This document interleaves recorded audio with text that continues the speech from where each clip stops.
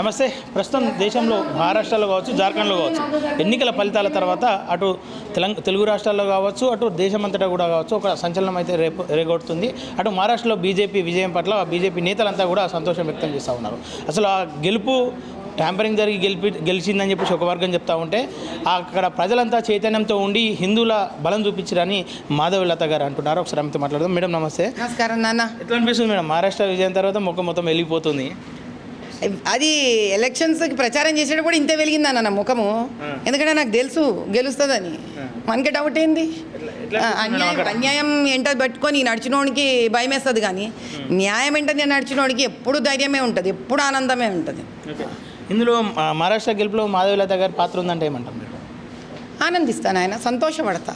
అయ్యో ఉందా, గుర్తించిండ్రా, సంతోషమప్ప అంట, అంతే. హైకమాండ్ గుర్తించిందా మేడం మరి మీ కష్టాన్ని, మీ ఆడ గెలుపులో మీ భాగాన్ని? హైకమాండ్ గుర్తించాలని నేను చెయ్యలేదు. మా కర్తవ్యం ఇది మా బాధ్యత. సేవ మేము చేయాలి. ఒక పార్టీ మాకు ఒక బాధ్యతను అప్పచెప్పినప్పుడు ఒకళ్ళు చూస్తారనో ఒకళ్ళు ప్రశంసిస్తారనో మేము చెయ్యము. నేను ప్రత్యేకించి చెయ్యను. ఇది నా బాధ్యత. నాకు ఒక సేవ చేసే అవకాశం, అదృష్టం ఇచ్చారు, నేను చేసి వచ్చాను. ఓకే మేడం, మహారాష్ట్రలో బీజేపీ గెలుపుకు గల కారణం ఏమై ఉంటుందని చెప్పేసి మీరు? మహారాష్ట్ర ప్రజలందరూ కూడా నిద్ర మేల్కొన్నారు. హిందువులను పర్మనెంట్గా నిర్మూలించాలి అని అగాడి చేసిన ప్రయత్నాలకు వీళ్ళు లేచి కూర్చున్నారు. అగాడి కేవలం ఓ వక్ఫ్ బోర్డు, ఒక ఉలేమా బోర్డు, ఒక ముస్లిం పర్సనల్ లాతో కలిసి, కాంగ్రెస్తో కలిసి ఏ విధంగా అయితే హిందువులను కించపరిచి అవమానపరిచిందో, ఎప్పుడూ అలా రెచ్చగొడుతూనే ముస్లింల మీద, హిందువులను రెచ్చగొడుతూ ముస్లింల తరపున మాట్లాడడం జరిగిందో, ఎంతసేపు బంగ్లాదేశ్ నుంచి ఆ విద్రోహ శక్తులను తీసుకొచ్చి భారతదేశం లోపలికి తీసుకురావాలనే ప్రయత్నాలు చేస్తూనే ఉంది ఆ కాంగ్రెస్ తరపున పనిచేసే పార్టీలన్నీ. ఈసారి మహాయుతితో కలిసి మహారాష్ట్ర వాసులందరూ చక్కటి సమాధానం ఇచ్చారయ్యా. ఓకే, మరి జార్ఖండ్లో బీజేపీ ఓటమికి గల కారణాలు ఏమై ఉంటాయి అనుకుంటారు? నేను అన్నిటికన్నా ముఖ్యం ఏమనుకుంటున్నానంటే, జార్ఖండ్ ముక్తి మోర్చా చాలా ఒక అన్యాయమైన విధి విధానాన్ని అవలంబించింది పోయిన 5 సంవత్సరాలు. ఈ 5 సంవత్సరాలలో ఎన్నైతే భ్రష్టాచారాలు చేసిందో, ఆదివాసీలలో ఎంతోమంది జీవితాలు అన్యాయం అయిపోయినాయి. ఆడపిల్లలవి బంగ్లాదేశీలు రావడం, వాళ్ళని పెళ్ళిళ్ళు చేసుకోవడం, మానభంగాలు చేయడం, అసలు ఒక్కొక్కటి వింటే ఒళ్ళు కంపరం ఎత్తుతుంది మనకి. కానీ అంతే కూడా భయభ్రాంతులను కూడా చేసి ఉండవచ్చు. ఎందుకంటే నాకన్నా అనుభవం ఎవరికి ఉంటుందయ్యా? ఇప్పుడు నేను ఓల్డ్ సిటీ మొత్తం మేము లోక్సభలో చూసాం. అప్పుడు ఇక్కడ కాంగ్రెస్ గవర్నమెంట్ ఉండింది. ఇక్కడ పోలీసులు ఎవ్వరూ సహకరించలేదు. ఈవీఎం ఇక్కడ అదేంటి పోలింగ్ బూత్ కబ్జాలు అయినాయి. ఎలక్షన్స్ టైంలో రిగ్గింగ్ జరిగింది. అక్కడ అలాంటివి ఏం జరిగిందో, అందులో ఆదివాసీలు వాళ్ళు పాపం, వాళ్ళకి ఏం తెలుస్తుంది నాయన చెప్పండి.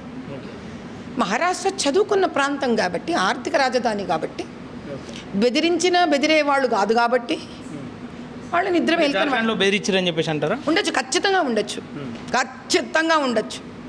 ఖచ్చితంగా బెదిరించి ఉండొచ్చు. పైగా వాళ్ళకి తెలియకపోయి ఉండొచ్చు కూడా. చాలా మందికి చదువు రాదు వాళ్ళకి. ఇప్పుడు నేను జార్ఖండ్ బర్హి వెళ్ళాను నేను. అక్కడ మనోజ్ జాదవ్ గారు గెలిచారు. 60,000 మెజారిటీతో గెలిచాడు ఆయన. సో నేను వెళ్ళి తిరిగాను అక్కడ పరిస్థితి, ప్రాంతం చూశాను నేను. చాలామంది ముస్లింలు కూడా అక్కడ ఒరిజినల్, అంటే ఎప్పుడో పుట్టి పెరిగిన మన భారతీయ ముస్లింలు కూడా ఉన్నారు అక్కడ. వాళ్ళందరూ వచ్చి విన్నారు నా స్పీచ్. కాబట్టి నేను వెళ్ళిన ఒక్కటే కాన్స్టిట్యుయెన్సీ అది గెలిచింది. కానీ నాకు అర్థమైంది ఏంటి అంటే, అక్కడ చాలామంది చదువు రాని ఆటవిక ప్రాంత అమాయకులు ఉన్నారు. మరి వీళ్ళతో ఏం చేశారో, ఎలా బెదిరించారో పోలీసు వర్గం వాళ్ళదే కదా నాన్న, మనం ఏం చెప్పేటట్టుగా ఉండదు. మహారాష్ట్రలో పవన్ కళ్యాణ్ ప్రచారం ఏదైతే ఉందో అది బలంగా పనిచేసింది, అందుకే బీజేపీ అక్కడ గెలవగలిగింది అని చెప్తా ఉన్నారు. దానిపైన మీ అభిప్రాయం? నేను ఎవరికైనా ఒకటే చెప్తా, పవన్ కళ్యాణ్ గారు కావచ్చు, నేను కావచ్చు, ఎవరైనా కావచ్చు, ఒకరి వల్ల ఎప్పుడు ఎక్కడ విజయం రాదయ్యా. 5 వేళ్ళు గడిస్తేనే పిడికిలవుతుంది. సో ఈ పిడికిలు అంటేనే భారతీయ జనతా పార్టీ అంటే మేము అందరం కలిసి పనిచేయాలి.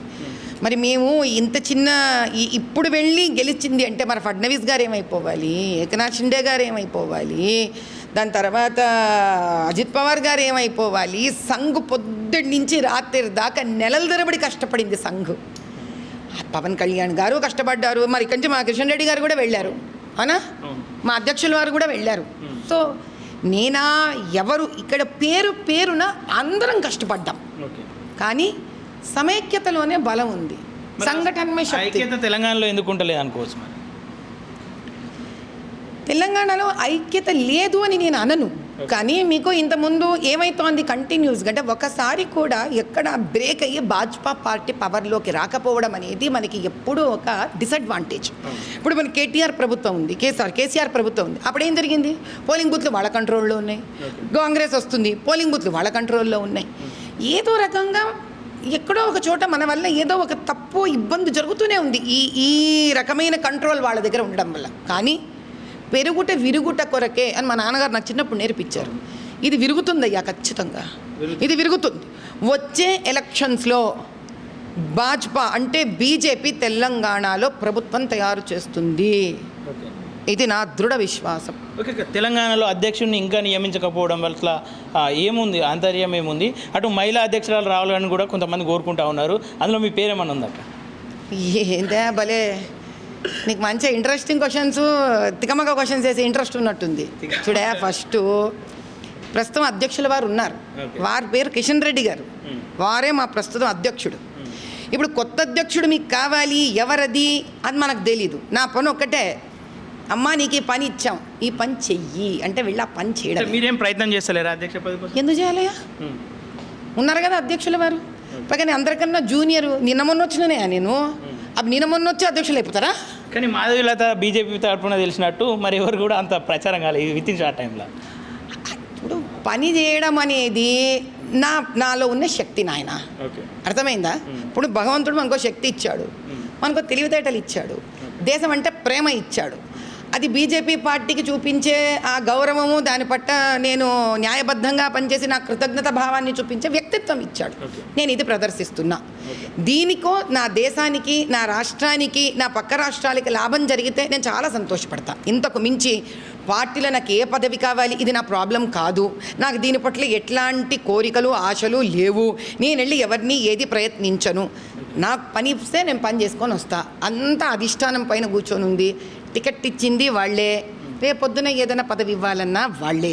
నేను చెప్తే టికెట్ ఇవ్వలే, నేను చెప్తే పదవి ఇవ్వరు, అంతా వాళ్ళు చూసుకుంటారు. కానీ మనకు ఒక పని ఇచ్చారా, చక్కగా వెళ్ళి 100% న్యాయంగా ధర్మబద్ధంగా పై శ్రమించొస్తా.